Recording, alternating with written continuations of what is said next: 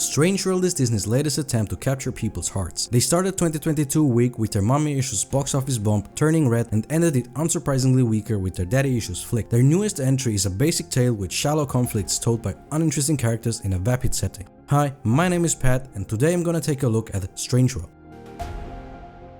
The good things first. The animation is superb, the concept designs are intriguing and are what drew me to the movie in the first place. They knocked it out of the park with the visuals as Disney usually does, but that shouldn't come as a surprise seeing how they've been in this biz for a literal century. Unfortunately, Disney has forgotten that fantastic visuals do not equate to a good story. Those merely enhance the experience. The truly important stuff lies underneath, and Strange World's contents are surface level at best. I was genuinely surprised why there was so little promo material for this movie, but after watching the movie, it became painfully obvious that Disney must have known that Strange World simply wasn't up to par. Of course, they jumped to their go-to excuses defending the box office flop, which are homophobia, racism and/or COVID. Still, because admitting that Disney produced a bad product simply isn't an option for them. Anyway, this is not gonna be an expose about how pandering to the zeitgeist does not equal a good story. That's a topic for another time. With that said, let's move on to the bad bits.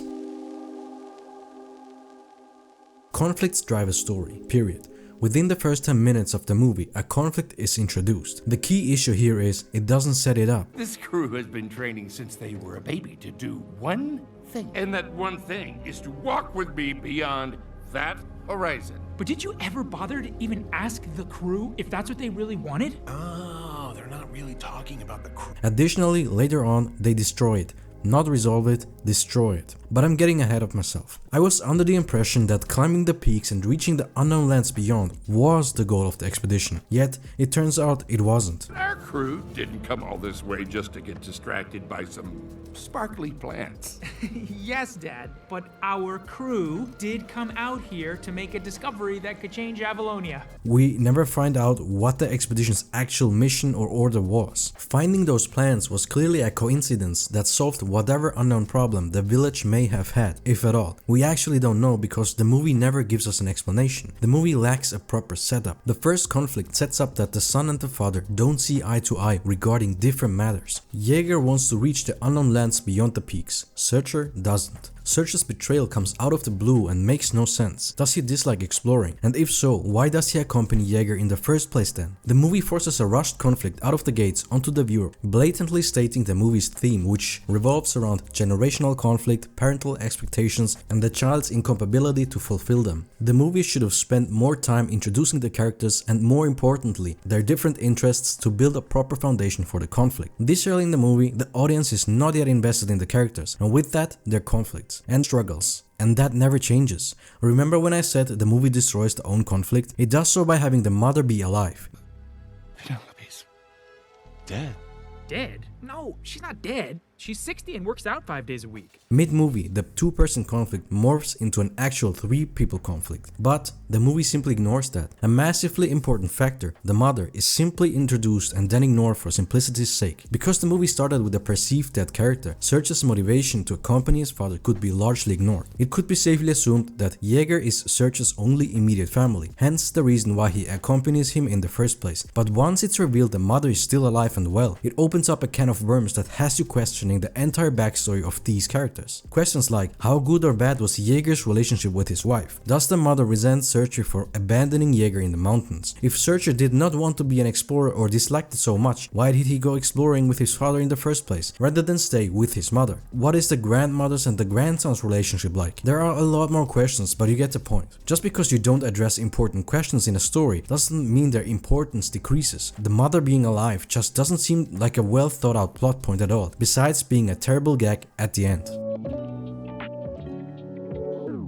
There is a good reason why Strange World feels so void. The conflicts that are supposed to drive the story aren't well balanced or thought out. Strange World is the second movie written by Qui Nguyen. The first movie he worked on for Disney as a co-writer was Raya and the Last Dragon from 2021. It was also somewhat of a flop, partially due to COVID and partially due to the Disney Plus mess, but mostly because it was a forgettable and generic movie, speedrunning world saving. Raya and Strange World are plagued by similar issues, boring characters that lack depth and character development. The themes in Raya are trust and faith, but the protagonist is always trusting and always faithful throughout the movie, except for one short gag. On a side note, after Raya gets betrayed, she should have become distrustful and relearned to place her trust in others over the course of the movie. Raya's trust in others never dipped or wavered throughout the movie. But what Raya has as opposed to Strange World is its premise to fall back on. The premise of collecting the shards is able to generate various plot-driven conflicts in the form of physical hindrances, while Raya's pursuers add urgency. The quickly changing settings and small conflicts create an engaging pace and uniqueness in an otherwise generic story of acquiring MacGuffins. Strange World doesn't have that luxury. The premise of Strange World is a journey from A to B, where the characters are mostly confined on an airship. After the initial breach into the new world, the journey proceeds without any major hitches. The journey is so boring, the characters start to play a board game, where they take their sweet time throwing goody two-shoes morals in the audience's faces, completely failing the purpose of a fable. Needless to say, the characters go out of their way to force conflicts when needed, which are settled after 5 minutes of self-reflection. Jaeger sorta kinda gives up on his obsession, but ends up achieving it anyway, making his grand gesture meaningless in the end. The mother was a pretty obsolete character as well. They killed off a character to make room for her, but her presence had no bearing on the plot. They could have just kept the original guy and ignored her like they ignored Searcher's mom.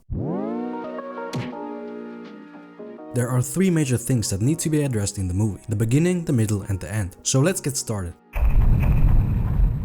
Start with the family being whole, mom, dad, and son, but then show how Jaeger's obsession with exploring causes him to neglect his family and ultimately tear the family apart. If we had seen the mother give Jaeger an ultimatum to choose between his family and exploring, and him choosing the latter, the movie creates a believable foundation for Searcher's later resentment towards his father and exploration. When Searcher is faced with the choice of whom to live with, his mom or dad, Searcher, who looks up to his father, gives in to the pressure exerted on him to follow in his footsteps and continue the family legacy. Introducing a legacy of famous clade explorers adds another layer to the conflict. From here on, establish that Searcher and Jaeger have different interests. Searcher enjoys botany and science, and Jaeger loves exploring and hunting. These character differences add another layer to the conflict and more complexity to the characters overall. Having Jaeger mock Searcher's accomplishments in botany or science gives Searcher a plausible reason to then eventually turn on his father. Searcher!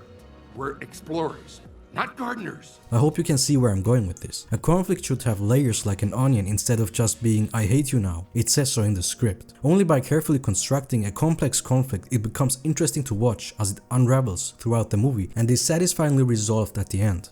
A good example of characters growing apart, becoming estranged, and reconciling is the movie Mitchells vs. the Machines. I recommend it if you haven't seen it yet, and Everything Everywhere All at Once also portrays human relationships well. There's nothing wrong with simple conflicts, but when you take a complex theme such as human relationships and simplify it, ignoring how human relationships actually work, you just end up with a very frustrating and pointless tale about nothing. Oversimplifying complex themes isn't the way to go in my opinion. Either invest more time into building the conflict and resolution or choose another theme.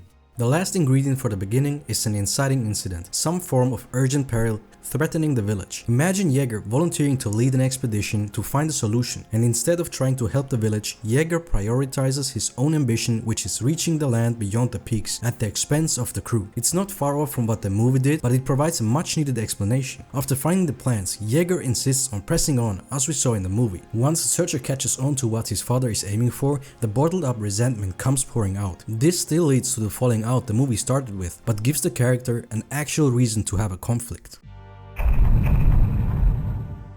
First of all, let me start off with a little rant here. I think Ethan Clade is one of the blandest and most forgettable Disney protagonists, or sidekicks, it's hard to tell, and it starts with the naming convention. You have Jaeger Clade, Searcher Clade, Meridian Clade, and then Ethan. What's up with that? This head-scratching decision just leaves you with the impression that whoever worked on this project gave up on it as early as the planning stages. His name could have been anything. Nautilus Clade, Explorer Clade, Hunter Clade, I don't care. But Ethan? Really? No offense to any Ethans out there, but it's so disappointingly underwhelming. I really wish the protagonist would have been a girl named Jade Clade, simply because it has a nice ring to it. Anyway, back to topic. There are a few things that I would have changed in the middle. Ethan doesn't seem to be very keen on adventuring, despite what the movie tells you. Not shows you, tells you. This is just like Primal Outpost. The movie repeatedly shows you that he's gay. Diazo seems cool. I see why you like it. These sweethearts waiting for you back home. Diazo. His name is Diazo. If only Diazo could see you now. Huh? I know!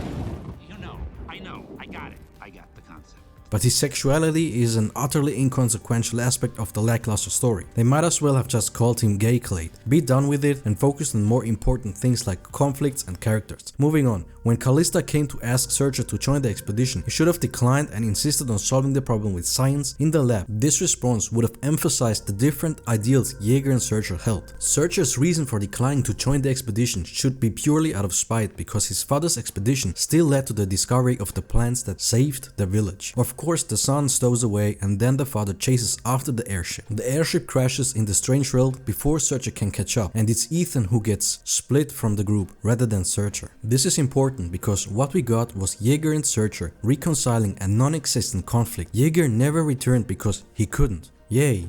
End of story. Oh, so you're stuck down here. Ethan and Searcher's subsequent conflict was odd as well. I mean, I get it. It's the theme of the movie. Parents exerting pressure on their kids to follow in their footsteps. Hey, what is this all about? You, Dad! You! Me? You just assume I'll follow in your footsteps, but you never asked me what I wanted! But there's no build-up or tangible reason for Searcher and Ethan's conflict. Searcher wants him to be a farmer because what other jobs are there? We literally don't know anything about how their civilization works or functions besides farming and exploring. The world these characters inhabit is empty. The conflict at the end of the movie only exists to lead Searcher to the plot twist. The reason why Ethan should have been the one to encounter his grandfather first is because he could have represented the middle ground and been a mediator between Yeager and Searcher. Being raised by Searcher, he has imbibed his ideals and way of living, and sharing interests and traits with Yeager would have allowed him to get an understanding of Yeager's viewpoints as well. After reuniting with the expedition party, a calamity would hit and Ethan would have been separated again, but this time all by himself. Now, instead of a boring travel montage, a race to search and rescue Ethan ensues where Searcher and Yeager are forced to set aside their differences in order to work together. The situations they face would lead them to re-evaluate their positions and gain a new appreciation for one another. While being lost, Ethan applies what he learned from Yeager and Searcher and manages to reach the head of the turtle and then the heart rather than Searcher. In the third act, he reunites with the exploration party and has to convince his father and grandfather that he has reached the end and that his father cannot execute his plan to destroy the heart. Searcher was the wrong character to see the turtle because he would have been the most difficult person to convince to destroy his life's work on blind faith alone. Again, the movie shies away from interesting conflicts and opts for simple solution instead. Searcher destroying his life's work without knowing the truth would have been a far greater sacrifice than him literally discovering what he's doing is wrong and putting an end to it. Talk about legacy? I'm about to destroy mine. For my son. Nope. This is, for example, why I like the ending of Onward so much. Ian's sacrifice at the end is meaningful. Underrated movie, by the way. If you haven't seen it, it's worth a watch. There's more that could be rearranged or expanded on in Strange World's story, but I'll end it here for now.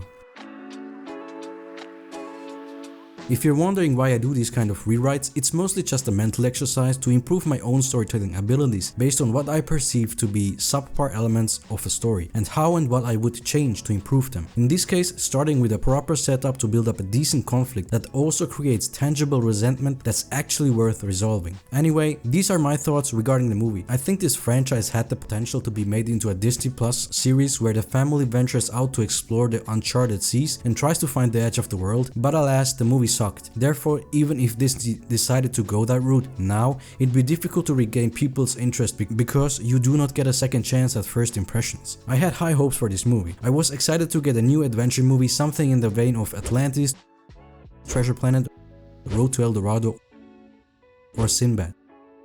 But we got a boring travel movie instead. Needless to say, I was very disappointed. With that said, if you made it this far, thank you so much for watching. What did you think about the movie? What do you think about the points I brought up? Please share your thoughts in the comments below. Don't forget to like if you liked it, sub if you'd like to see more, and I hope to see you again.